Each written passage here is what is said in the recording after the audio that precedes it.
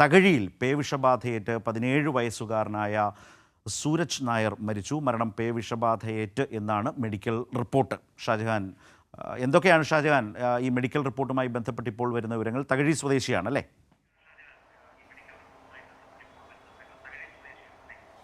അതെ ശരത്ത്, ഈ പയ്യൻ തകഴി സ്വദേശിയാണ്. തകഴി 1-ാം വാർഡ്, അതായത് കരുമാടിയിലാണ് താമസിക്കുന്നത്. +2 വിദ്യാർത്ഥിയാണ്. 17 വയസ്സുണ്ട്. വീട്ടിൽ പട്ടിയും അതുപോലെ മറ്റ് പൂച്ചയും ഒക്കെ തന്നെ ഉണ്ട്.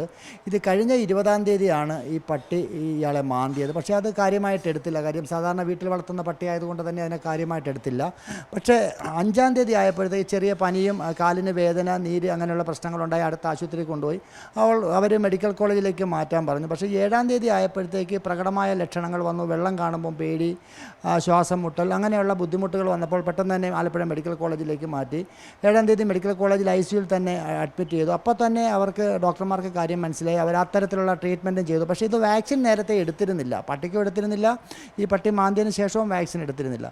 അതുകൊണ്ട് തന്നെ രോഗം മൂർച്ഛിക്കുകയും ഇന്ന് രാവിലെ മരണപ്പെടുകയുമായിരുന്നു. എന്തായാലും പോസ്റ്റ്മോർട്ടം ചെയ്യാനാണ് ആദ്യം തീരുമാനിച്ചിരുന്നത്. പക്ഷേ ബ്ലഡ് സാമ്പിളുകളും മറ്റും പരിശോധിച്ചപ്പോൾ പേവിഷബാധയാണ് എന്ന് തന്നെ ബോധ്യപ്പെട്ടതിൻ്റെ അടിസ്ഥാനത്തിൽ ബന്ധുക്കൾ പോസ്റ്റ്മോർട്ടം വേണ്ട എന്ന ഇതിൻ്റെ അടിസ്ഥാനത്തിൽ ബന്ധുക്കൾക്ക് മൃതദേഹം കൈമാറുകയായിരുന്നു. അല്പസമയം മുൻപാണ് മൃതദേഹം അവരുടെ വീട്ടിലേക്ക് കൊണ്ടുപോയത്. ശരത്.